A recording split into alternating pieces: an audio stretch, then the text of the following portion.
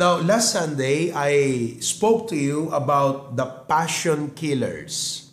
Now, one of the words that I would like for you to understand is the word lukewarm. Have you drank a lukewarm water? Lukewarm is not hot, not cold. Okay? That's what you call lukewarm. It's not hot, kaya pag ininom mo, hindi mo kailangang i-blow. It's not cold, it's not hot, it's lukewarm. It's not even tap water. It's lukewarm. Now, God hates lukewarm Christianity. Ayon sa sinabi ng Revelations chapter 3, pakinggan po ninyo ang sinabi ng Panginoong Hesukristo tungkol sa isang church sa Revelations chapter 3. Sabi niya, I know thy works, that thou art neither cold nor hot. I would that thou wert cold or hot. Sabi ng Panginoon, gusto ko sana na kung ikaw ay talagang malamig, magpakalamig ka. Kung talagang ikaw ay backslider, magpakatotoo ka ng backslider. Ka nang pumunta ng church.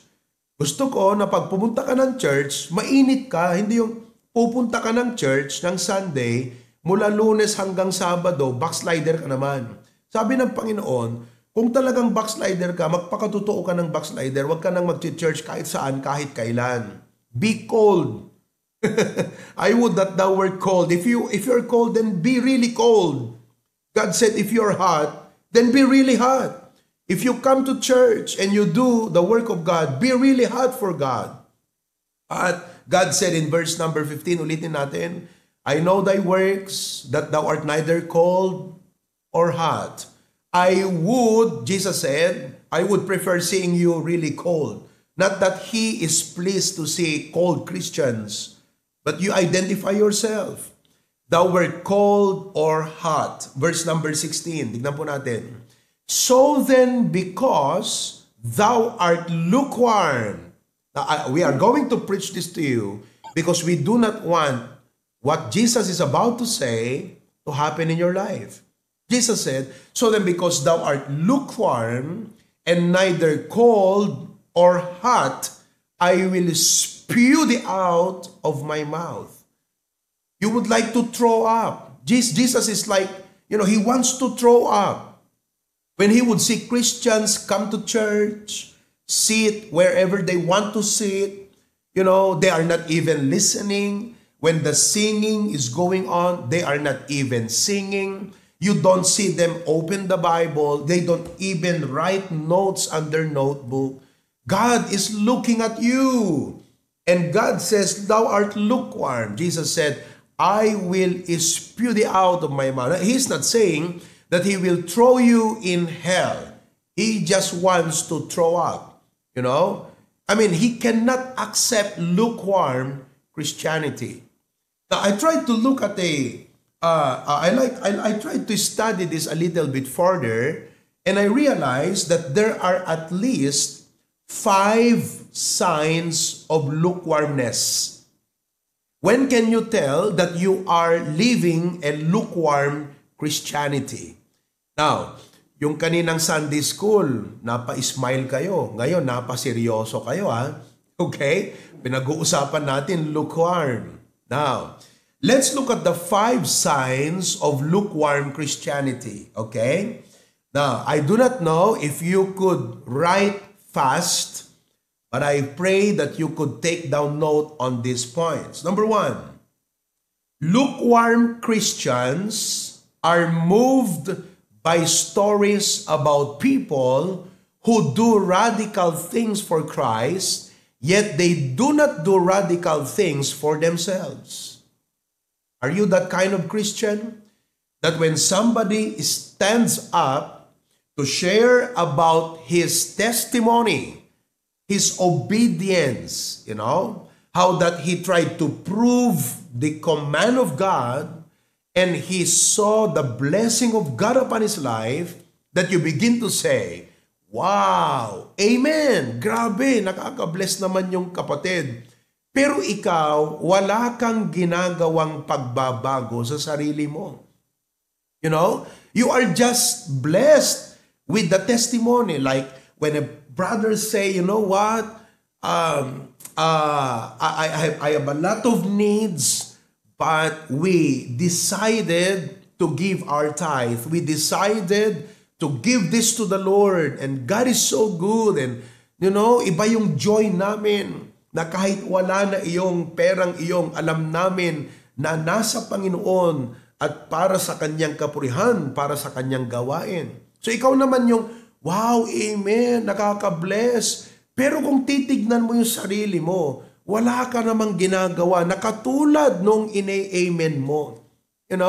You are not moving, you're not stretching out your faith. That is a sign of lukewarmness. So when you just sit there and you just amen to those Christians who talk about the goodness of God, how they obeyed the Lord, and you don't do anything, you are in peril of lukewarmness. Secondly, number 2, lukewarm Christians rarely share their faith with their neighbors, co-workers, or friends. Let me ask you, have you shared your faith to your friends? If you have not done any step to share your faith to your neighbor, to your co-workers, or to your friends, yet you come to church every Sunday, you are a lukewarm Christian. Last week, I praise God, Brother Nielsen, he led a prayer for a basketball league. He actually talked to the coordinator of that basketball league and requested that he would do the opening prayer for the basketball league. And praise the Lord, before the league started, he shared his faith to them. He shared the gospel to them. That's what you call a dynamic, intentional Christian. A Christian who doesn't wait for things to happen. He makes things to happen. That is a dynamic Christian. So he shared his faith to them. He prayed, and in his prayer, he prayed that those people who heard what he shared would believe Christ and receive the gospel. So let me ask you, when was the last time you actually shared your faith to someone? Pastor June always say, if we do not evangelize, we will fossilize. So Christians are in danger of fossilizing. In other words, they are now dying. They are becoming lukewarm. They come to church, but they don't feel a great warmth in their heart for God. And it manifests in their being anemic in their worship. Kita mo, napaka-anemic ang kanilang pagkanta. Kakanta ng Send the Light. Send the light, the blessed. Hindi lang po pagod yan. Lukewarm yan.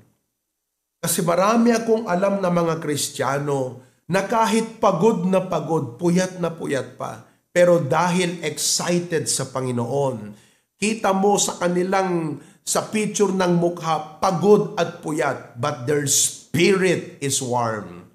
Yan yung pupunta sa church. Hello, Brad. Kumusta ka? Praise God. Amen. I prayed for you. Oh, nakakatuwa. May na-sharean po ako this week.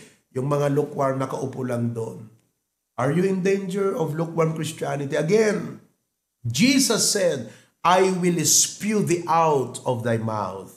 I think it was, I'm so glad Sister Jen Galam, were you the one who posted that picture? That you shared something to your co-teachers. Am I right, kapatid? Amen. Look at that. She made it a point that on the first moment of classes, she would make a difference for Christ. You can tell that that kind of Christian, talagang burning sa kanyang puso ang Panginoon. She is passionate for Christ. There is that love for the Lord Jesus Christ. Amen? I encourage you mga kapatid, share your faith. Charles Spurgeon, I read, Charles Spurgeon said, you are either a missionary or an impostor. Wow, masakit pakinggan yun. If you are not a missionary Christian, you are an impostor Christian. Maganda sana yung pastor Christian. Pero ito, impostor. You know, wala kang pagtanaw ng utang na loob na maganda sa Panginoon. Matigas ang ulo. You know, that's why every Christian must be a soul winner. Every Christian must be a missionary. Whether it be you show intentionally to people the life of Jesus in you, or you start, you know, investing good deeds to others at the end so you could win them to the Lord. Mga kapatid, if you are not doing soul winning, you are in danger of lukewarm Christianity. That is why I encourage each and every one of us, you pray and plan and intend to be able to share your faith with your neighbors, okay, with your co-workers, and with your friends, and I add, with your loved ones and relatives. Amen? Share your faith. Number 3. Okay, number 3. Another characteristic of lukewarm Christianity, number 3. Lukewarm Christians think about life on earth much more often than eternity in heaven. If you look at their mind and try to sort things out of all the thoughts and ideas that run through that system called brain, you will find out that a big percentage of those thoughts is all about temporal life. It's all about this life, and not about heaven. You know, I take this point seriously so that every morning I guard my mind and I guard my heart. And I have to make sure that when I open the book and pray and do my daily devotion, I take time to reflect on heavenly things. The Bible says in Colossians chapter number 3, listen to me. Colossians chapter number 3, okay, in verse number 1. If ye then be risen with Christ, seek those things which are above. In other words, aim to have those things above. What are those things that are above? They are our heavenly rewards. They are what Jesus said, lay up for yourselves treasures in heaven, where moth and rust doth not corrupt, where thieves do not break through or steal. Because when you lay up treasures on earth, they can be enjoyed temporarily. They can be essential tools, but eventually, when we die, we carry nothing with us through doon sa ating pupuntahan. That is why, you know, Christians who are on fire for God, Christians who are passionate for God, will always aim to turn his time, talent, and treasures into something that has an eternal bearing or eternal worth or value, mga kapatid. And as a result of that, we move to number 4. Number 4, characteristic of lukewarm. Lukewarm Christians love their luxuries and rarely give in a truly sacrificial way. Yan po ang lukewarm Christian. They love their luxuries. They begin to love the comfort of this world. That, you know, they stop thinking about the ministry. They stop thinking about, how can I serve the Lord? How can I help the church? How can I help my pastor? What are the needs? They stop thinking about that. All they care about is the luxury of life, so that they rarely give in a truly sacrificial way. Now, on the other hand, you look at a Christian who may have needs and even desires and wants in life, But they say, well, the Lord gave me this, and it is a stewardship, and I love the Lord, I love the ministry, I'm no longer living for myself, I may have desires, but I put them into a category, which means all these things shall be added unto you. Alam niyo, ang ganda ng Matthew 6:33. Pakinggan niyo maigi ha. Matthew chapter 6 verse 33. I'd like to just show something in line with this point, luxury and sacrificial way. But seek ye first the kingdom of God. That will involve sacrifice. That it will involve denying things. Amen? And all these things, the luxuries of life, shall be added unto you. Oftentimes, there are two words I'd like for you to get from this verse. One is the word premise. And the other word is promise. Now, the first word is what? Premise. The other word is promise. When you talk about premise, it's about context. It is where you are supposed to be active. It is what you should be pursuing. It is where your schedule should be revolving around. This should be the premise, the very context of your life. The problem is we interchange it. We make all these things to become the premise of life. That becomes the activity, the goal, the desire, the pursuit of your life.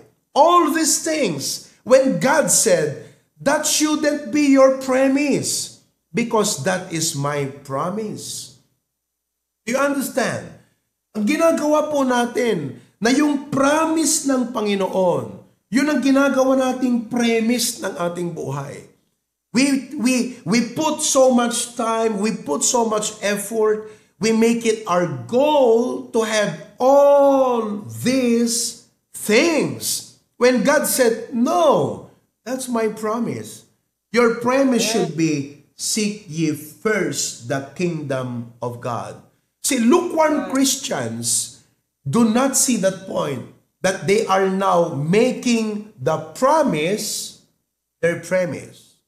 So if you are going to be a dynamic and hot and on fire Christian, you've got to stick to your premise. You've got to balance your priorities.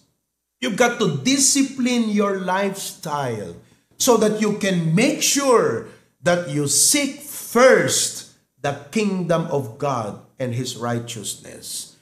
Matanong ko kayo, when you woke up this morning, what was the first thing you did? When you receive your salary, what's the first thing you do? Are you listening? That is what lukewarm Christianity is all about. And number 5, in connection with number 4, number 5, lukewarm Christians give God their leftovers, not their first or their best. Oh, look at that. Lukewarm Christians give God their leftovers. Ang binibigay sa Panginoon, yung natitira. They behave like the unsaved. That when you invite them to come to church, anong sagot ng mga unsaved? Oo, pupunta ako pag may time. Don't behave like the unsaved. Lukewarm Christians are behaving like the unsaved. When umayak to, no, the oras ko. That's becoming lukewarm if you think like that. If you behave like that, are you following? So, are you guilty of giving God your leftovers? Are you guilty of becoming a lukewarm Christian? Yes, you still come to church, but you're giving God your leftovers. Listen, last Wednesday night, you probably have heard a very strong preaching. Because as your pastor, I said, gusto ko na maranasan nyo yung talagang damdamin ng isang Kristiyanong rumerespeto sa Diyos. Gusto kong maramdaman nyo yung damdamin ng isang worshiper na pupunta sa church at pag nagsamba sa Diyos ramdam niya ang kagandahan ng mga awit, mensahe ng mga kanta, yung ganda ng preaching, That's why I had to really emphasize those points I said. And last Saturday, I told all our fathers, I said, okay, Saturday night, let us meet with our families. Let's talk to our wife and to our children. Let us reorient them when we go to church. Let's talk to them about how they are supposed to dress, how they are supposed to behave, how they are supposed to sit down, that when singing, they sing, when preaching, they listen, they take down notes.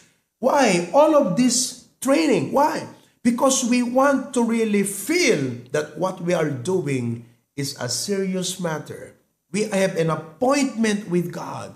You do not come to church like you just relax on a beach or just relax on the mall. No, you don't come to church on that mode. You come to church in a spirit of worship. You come to church in a spirit of reverence. Hanga di agtugaw ka, takay-kayat mo nga pa nagtugaw. Takay-kayat mo nga pa nagplastar. You come to church in a spirit of worship and a spirit of respect and reverence to God. Hello? The reason why many Christians are lukewarm is because they give God their leftovers, not their first and their best. Now, listen to me. Ang kumalpas dito yung message kakabsat, but I'll just try to conclude with this. Probably I could mention some of the points. That is just an introduction about passion killers. Lukewarm Christianity. Listen to me. Did you realize, now, eto yan. Pastor, you might ask, what made me a lukewarm Christian? Actually, when you mentioned those points, I found 3 of those 5. That's me. I found listen, if you can identify even just one of those 5, you are now a lukewarm Christian. And it is good that you now realize that you are a lukewarm Christian. Now, you probably will ask today and say, Pastor, what's the cause? I would like to know. Bakit ako naging lukewarm? Bakit ako naging ganito? Dati noon, pagka worship, excited ako. Ang aga-aga ko pa. Ngayon, nalilate-late na ako. Dati, pag pumunta ako sa church, ready na yung aking tithes and offering. Ngayon, pag nasa church, saka ko binibilang pa lang. Teka, yung tithes ko pala. I come to church unprepared. Dati, pag nagpipreach si pastor, talagang tumatama sa akin. Nararamdaman ko pang pagkilos ng Holy Spirit. Ngayon, pag nagpipreach si pastor, parang wala lang. Why? What made me a lukewarm Christian, you probably will ask. Now, I could give to you the 5 reasons why you became a lukewarm Christian, but let me just point this thing out. Before we talk about unconfessed sin, before we talk about unbalanced priorities, before we talk about undisciplined lifestyle, before we talk about unresolved conflicts and all of the possible reasons of becoming lukewarm, I would like to point this out. That all of these things, ladies and gentlemen, brothers and sisters, are all matters and issues of the heart. Yeah. It's all about the heart. You became lukewarm because you failed to guard your heart. The Bible says in Proverbs chapter 4, verse number 23, keep thy heart. It did not say keep thy schedules. It first said keep thy heart. Because the heart dictates the schedules. The heart dictates priorities. Whether it be priorities with regards to time or priorities with regards to spending. But the heart dictates the priority. The heart dictates resolving conflict. You do not want to get right because you are proud. You are egotistic. It's all matters of the heart. The heart dictates everything. That's why the Bible says, guard your heart. It did not say, keep thy money. It did not say, keep thy talents. It said, keep thy heart. And listen to me. You behave the way you do because of a heart problem. Keep thy heart with all diligence. You know the word all diligence? It's like when you solve an equation, when you try to account and you cannot balance it, you try to find out that detail, that disorganize the accounting so that at the end, you cannot balance it. Find out! Bakit hindi ko mabalanse ito? Bakit hindi magtugma? Ito yung pera. Sabi, ito yung gasto. Ito yung natira. Bakit ayaw magbalanse? Anong problema? Nasaan ang detalyeng iyan?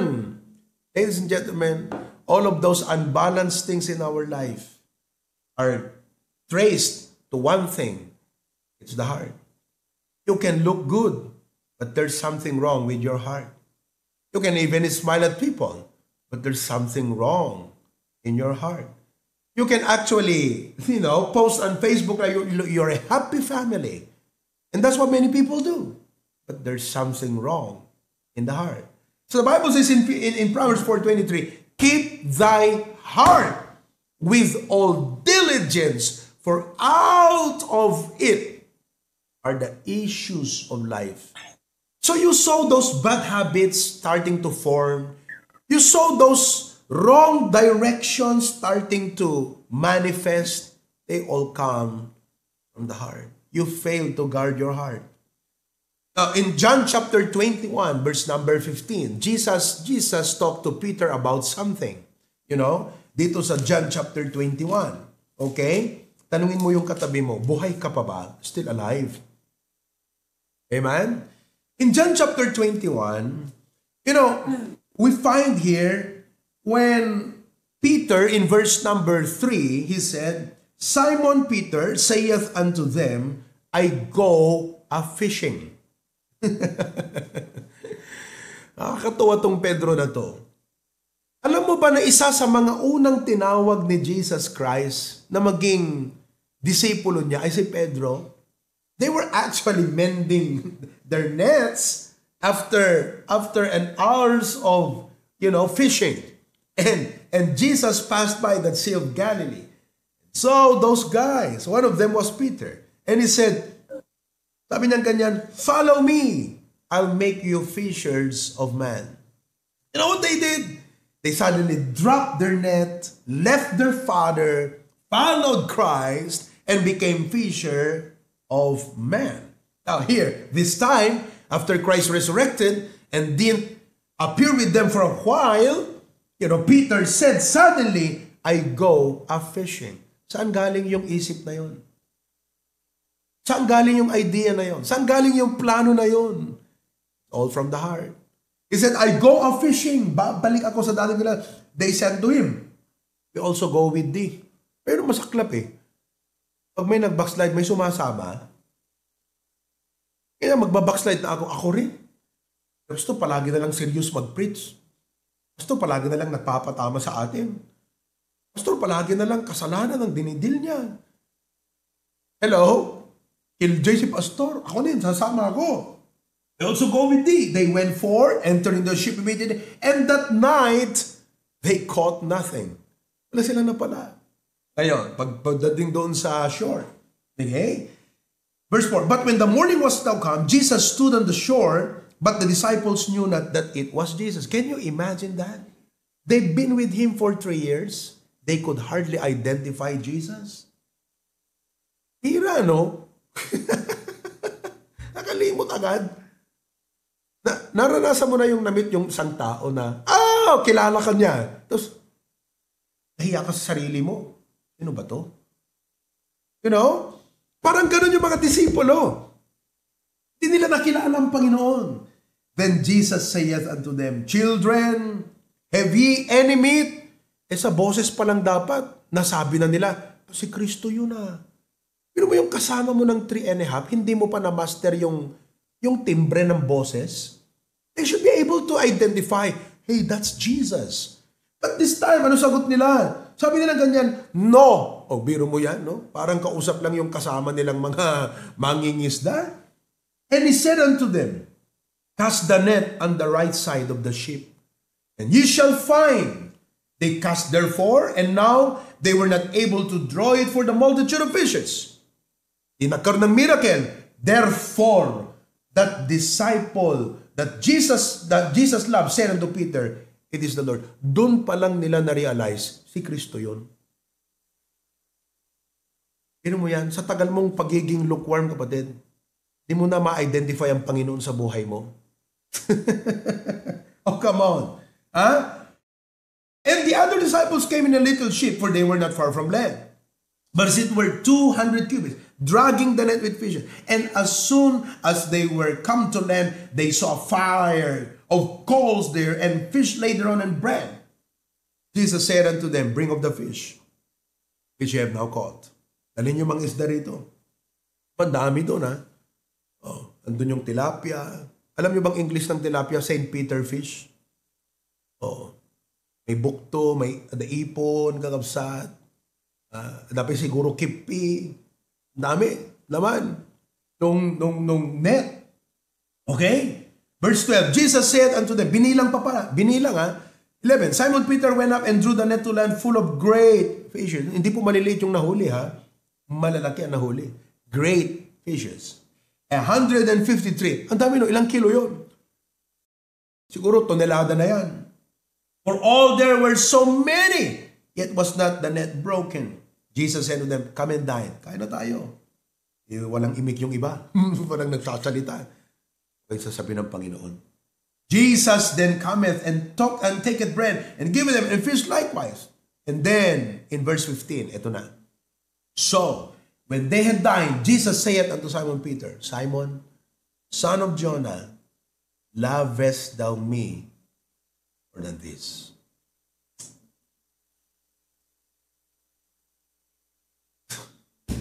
Mga kapatid, what would you be willing to give up for the Lord? If the Lord will tell you right now, do you love me more than you love that? How would you answer that? Alam mong sagot ni Pedro, yea, Lord, thou knowest that I love thee. In the Greek, when Jesus said, lovest thou me, it is agape. Agape thou me. Agape is the highest form of love. The kind of love that you do not even count it a sacrifice when you have to deny something just for the person you love. Alam niyo the problem with many Christians? Ang sabi ni Pedro, yes, Lord, I phileo you. The word phileo is a friendly love. It's just a love for a friend.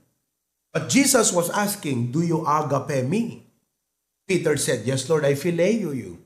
Now, this issue is now a matter of the heart, mga kapatid. Palagi ko pong ipinapaliwanag ito. Pakinggan nyo maigi. I explain this to the young people para magkaroon sila ng tamang mindset. Sabi ko, alam nyo, kahit professionals kayo, doctor, lawyer, engineer, kahit matataas kayo, listen to me. You do not put yourself on a level like this and the church like this, na pag nagsilbi ka sa church, para bagang may utang pa ang Panginoon sa'yo, ang Panginoon ang siyang nag-aabot na, sige na, mag-serve ka na. It shouldn't be that way. It should be, the church is so up here, the work of God is up here, and you are down here, that no matter how busy you are, you count it a privilege na makapaglingkod ka sa Panginoon. That no matter how big that sacrifice is, hindi mo isiping malaki yan. Sapagkat like Paul, he said, I counted all things but dung for the excellency. Alam niyo, ang lukewarm Christian, napakababa ang tingin niya sa church. Na pag napunta sa church, parang mayroon siyang ugali na, ako sa church ha, Lord pumunta ako sa church ha, hello. Tinuturo ko yan. Yan ang sabi ng Bible Kaya nga kahapon, alam niyo, magpipreach ako sa pasukin. I tried to pinpoint, sino kayang isasama ko na pupunta sa church sa pasukin? Ando ko sa likod. Ito nga si Ian. Tinawag ko si Ian. Ian Asuncion. He is now an instructor at MMSU. I said, Ian, dali mo yung Bible mo, yung bag mo, sama ka sa akin. Sumama sa akin, siyang nag-drive ng sasakyan. I can drive, but he drove the car for me. Nag-drive siya papunta dun sa church. Drive siya pa uwi. Sabi ko, Ian, what do you feel? Sabi niya, Pastor, thank you for the privilege. Hindi yung, Pastor batas ang tungkulin ko pinag-drive kita. Para bang ang babang tingin mo sa pastor at eto ka, baliktad Dapat kahit ano pa ang earthly na position mo, eto ka, eto yung lingkod ng Diyos, eto yung gawain ng Diyos, na ikaw na yung nagkakarandarapang nagpapakamatay para lang magamit ka lang sa gawain ng Panginoon. Kasi ang taas ng tingin mo, that kind of mindset is an issue of the heart. That is why many Christians, when they come to church, they treat that church like down here instead of up here. When you come to church, you should look at God and say, Lord, you are great in all of your glory. The ministry is so great. Nagsakit tinakam ko nga Jack maka-involve. Usap ko si Brother Reggie nung isang araw. Brad, I'm glad you're there. Sa harap ka pa mismo nakaupo Sabi niya, umiiyak sa akin. Sabi niya, Pastor, totoo lang, lahat ng preaching mo tumatama sa akin. Umiiyak siya. Sabi niya nga sa akin, Pastor, can I have another time to talk to you? Jack mayib kas amin, di ito karirik na ka. Alam po yan si Brother Reggie, talagang grabe siya magmahal sa Panginoon. Pastor, nitong recent, di ako nakapag-church, ganyan-ganyan. Sama ng loob ko na hindi ako makapag-church. Makita ko yung aking pamilya nandun sa church. Ako wala ako doon. Sama ng loob ko. Alam mo yung ganong tao na grabe ang kanyang pag-regard sa church. Ang taas ng kanyang pag-regard sa Panginoon. Tapos sabi niya, tinawagan pa ako ni Pastor John. Perme nga, nagsakit tirik nagtisarilik. Tatawagan ako ni Pastor John. He's my father in the faith. Ayan, naiyak siya. Naiyak din ako tuloy, pambira, Brad. Nakakahawa palang iyak mo, Brad. Mga kapatid, when was the last time you really look at God and the ministry in such a great manner that, man, God deserves my best. God deserves my priority. Hindi yung you just give God your leftover. You just give God yung patumpik-tumpik ka na sa Panginoon. Mga kapatid, it's all matters of the heart. That's why Jesus asked Peter, lovest thou me? Do you agape me? Do you give me the highest form of love? Do you look at me in such a high and exalted glory? Na ikaw yung talagang pumipilit na abutin ako. Hello? Tatandaan niyo po, nung tayo ay kailangang maligtas, bumaba ang Panginoon para abutin tayo. Ngayong tayo'y ligtas, dapat po abutin naman na natin ang Panginoon. He came to meet our need. Now let us come to please His heart and His mind. Abutin naman natin ang Diyos, mga kapatid. Huwag po tayong ganyan, mga Kristiyano. Abutin natin ang Diyos. Inabot niya tayo Bumaba para sa atin. Now it's time for us to lift up our hearts and lives in worship to God. I'm not going to finish it. We have 15 minutes before 11 here. We have 15 minutes before 5 o'clock. I'd like for you to come forward to the altar. If God spoke to your heart today, and you realize that you are a lukewarm Christian, lumapit ka sa altar, mag-kneel down ka dyan. If you can. If you cannot, just come forward and stand up. Tayo lang po kayo dyan sa altar. Kayong mga nasa Zoom, I would like for you to just bow your head and pray right now. Sabi mo, Lord, thank you. You use our pastor to show to me what you deserve, Lord. You don't deserve what I'm doing now. Hindi ganito ang deserve mo, Lord Deserve mo ang best ko. Deserve mo ang aking first. Deserve mo ang aking pagmamahal. Come on, come forward. Young people, adults, stand up from your seat. Come to the altar and just kneel down there. Kung hindi nyo kayang mag-kneel down, pumunta lang kayo sa altar, pero tumayo kayo. Come on, mga kapatid. It's been a while na hindi natin ginagawa to Okay? Now, some folks are now coming forward. Come on. Yeah, praise the Lord. Come forward. Come on. You come. You come. Kahit tumayo lang kayo doon. Kahit tumayo lang. Lapit kayo, mga kapatid. Come with your wife. Come with your husband. Come with your kids. Come with your family. Say, Lord, thank you so much for making us realize today. Just come and pray with God, to God.